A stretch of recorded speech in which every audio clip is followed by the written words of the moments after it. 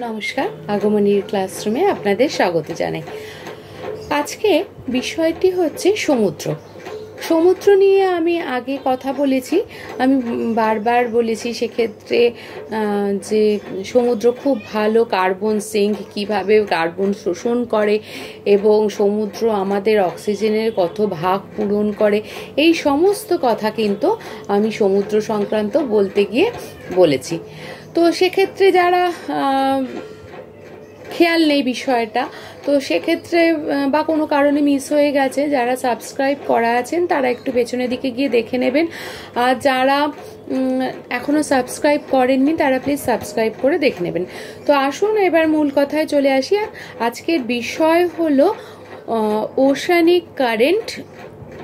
তো ওশানিক কারেন্টটা কি না, ওশানিক কারেন্ট হচ্ছে একটা ওয়াটার চ্যানেল, বা আমাদের চলতি কথায় বাংলা ভাষায় বলতে গেলে যে জলের ধারা, এবং সেই জলের ধারা যেখানে কি হচ্ছে না প্রচণ্ড পরিমাণে একটা শক্তি কাজ করছে, ঠিক আছে।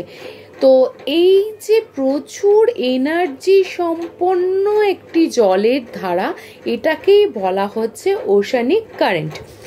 এবারে চলে আসি, ওশানিক কারেন্টের ক্ষেত্রে প্রধানত দুটো ভাগে ভাগ করা যায়। একটা কি হচ্ছে, একটা হচ্ছে যে ওয়ার্ম কারেন্ট। ওয়ার্ম কারেন্টটা কি? ওয়ার্ম কারেন্ট হচ্ছে না যেটা হচ্ছে ইকুয়াটোরিয়াল থেকে কি হচ্ছে পোলের দিকে যাচ্ছে, অর্থাৎ মেরুর দিকে যাচ্ছে। আর একটা হচ্ছে কোল্ড। কোল্ড কারেন্টটা কি, যেটা মেরুর দিক থেকে ইকুয়াটোরিয়ালের দিকে আসছে। তো মোটের ওপর আমরা সাধারণভাবে দুটো দেখতে পারি। এছাড়া আর কি দেখতে পারি না, আর দুটো হচ্ছে একটু অন্যভাবে যদি ব্যাখ্যা করি, অর্থাৎ হচ্ছে যে তাদের অবস্থানের দিক থেকে ব্যাখ্যা করি, তাহলে কিন্তু দুটো আরও অন্য রকম দেখা যায়। সেটা হচ্ছে যে সারফেস কারেন্ট আর ডিপ ওশান কারেন্ট, অর্থাৎ বুঝতেই পারছেন একটা সমুদ্রের উপরিতলের অংশ দিয়ে যাচ্ছে, একটা নিচের স্তরের অংশে বা অনেক গভীর অংশে রয়েছে। তাহলে আরও একবার বলে দিচ্ছি যে ওশানিক কারেন্টকে আমরা ক্যাটেগরিক্যালি দুটো ভাগে ভাগ করতে পারি। একটা হচ্ছে তাদের তার ওপর নির্ভর করছে, অর্থাৎ তাদের ফ্লোয়ের ওপর নির্ভর করে দুটো ভাগে ভাগ করা যাচ্ছে। একটা হচ্ছে ওয়ার্ম কারেন্ট, একটা কোল্ড কারেন্ট। আর একটা হচ্ছে তারা সমুদ্রের কোন ভাগে অবস্থান করছে, অর্থাৎ তাদের অবস্থান অনুযায়ী দুটো ভাগে ভাগ করা যাচ্ছে, একটা সারফেস কারেন্ট আর একটা হচ্ছে ডিপ ওশান কারেন্ট, ঠিক আছে। এবারে চলে আসি যে ওশান কারেন্টের কিন্তু মানে ভীষণ রকম স্পিডে তারা মুভ করে, মানে পার সেকেন্ডে, হ্যাঁ পার সেকেন্ডে, আবার বলছি মিলিয়ন ঘনমিটার কিন্তু তারা পার করতে পারে, অর্থাৎ মিলিয়ন m³/সেকেন্ড বেগে তারা কিন্তু যেতে পারে। এবারে চলে আসি যে তাহলে লার্জেস্ট আর ফাস্টেস্ট কারেন্ট ওশানিক কারেন্ট কারা? লার্জেস্ট ওশানিক কারেন্ট হচ্ছে যেগুলো হচ্ছে ওয়ার্ম থেকে কোল্ডের দিকে যাচ্ছে, ঠিক আছে। অর্থাৎ ওয়ার্ম ওশানিক কারেন্ট হচ্ছে সবচেয়ে বেশি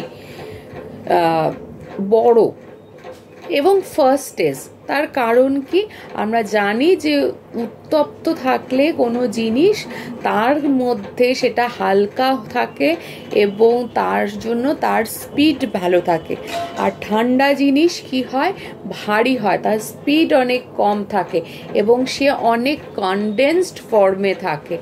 গরম জিনিস কিন্তু ছড়িয়ে থাকে।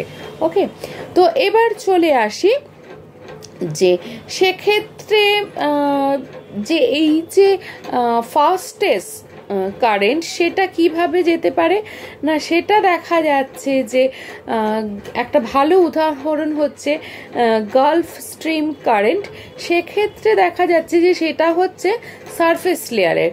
তো ওই যে আগে বললাম যে যদি নিচে হয়, সমুদ্রের নিচের দিকে হয়, সে অনেকটা ঠান্ডা হয়, সে কখনো ফাস্টেস্ট হতে পারবে না। যে গরম থাকবে সে অনেক ফাস্টেস্ট কাজ করবে, ঠিক আছে। তো সে কি করছে, সারফেস ওশানিক কারেন্ট, সে কি করছে 6.4 কিলোমিটার/আওয়ার বেগে ছুটছে। তার কারণটা কি আবারও বলছি, সে অনেক হালকা। একটু নিজেদের দিয়ে বিচার করে দেখি, হিউম্যান ক্যারেক্টার দিয়ে, যা আমরা যখন রেগে যাই, উত্তপ্ত থাকি, তখন কি করি, ধুমধাম অনেক কিছু ভুল সিদ্ধান্ত নিয়ে ফেলি, অনেক কাজ করে ফেলি, অনেক কিছু করে ফেলি। কিন্তু যখন আমরা ঠান্ডা মাথায় থাকি তখন একেবারে ধীরে ধীরে ধীরে ধীরে আমরা কোনো কাজ করছি। তার মানে কি আমরা অনেক কনডেন্সড থাকি। কখনই কনডেন্সড না থাকবে তখনই তার স্পিড বেড়ে যাবে। এবার চলে আসুন মূল কথায় চলে আসি। তাহলে আমরা কেন এটা নিয়ে আলোচনা করছি? এটা নিয়ে আলোচনা করছি তার মূল কারণ যেটা হচ্ছে, এটা নিয়ে আলোচনা করার এক হচ্ছে যে সমুদ্রকে আমাদের নিজেদের কারণেই ভালো রাখতে হবে। আমরা এত সমুদ্র দূষণ করছি যার জন্য এই স্পিড বাধাপ্রাপ্ত হচ্ছে, এবং জলের যদি কোনো বহমানতা না থাকে, কোনো স্পিড না থাকে, সেক্ষেত্রে জল স্ট্যাগনেন্ট টাইপ হয়ে যায়, জলের পচন ঘটে, সেক্ষেত্রে অক্সিজেনের লেভেল কিন্তু অনেকটাই কমে যায়। এছাড়া কি হচ্ছে, উইন্ড ভেলোসিটি বাধাপ্রাপ্ত হচ্ছে, এই সমস্ত সমস্যাগুলো কিন্তু রয়েছে। এছাড়া সোলার এনার্জি কিন্তু একেবারেই সমুদ্রের নিচ অবধি পৌঁছাতে পারছে না, বহু জীব কিন্তু এই কারণে নষ্ট হয়ে যেতে পারে।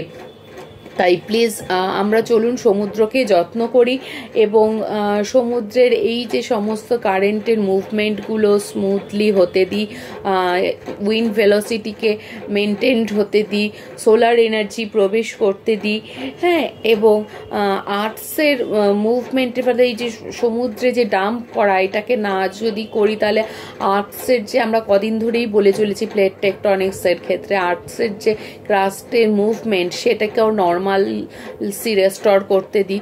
তো এই সব মিলিয়ে যদি আমরা বিষয়গুলো করি তাহলে কিন্তু আমরা অনেকটাই ভালো থাকতে পারবো। তো নিজেদের ভালো থাকার জন্যই নিজেদের এই কাজগুলো আমাদের করতে হবে। তো আজকের বিষয়টা যদি আপনাদের ভালো লেগে থাকে, লাইক কমেন্ট শেয়ার অবশ্যই করবেন, এবং আপনাদের এই একটা লাইক, একটা কমেন্ট আমাকে অনেকটা মোটিভেটেড করে যে ফার্দার টপিকটা আলোচনা করার জন্য। তা আজকের বিষয়টা সেই সমস্ত কিছুরই অপেক্ষায় রইল। আর হচ্ছে স্কিপ প্লিজ করবেন না। ভালো থাকুন, সুস্থ থাকুন, সচেতন থাকুন।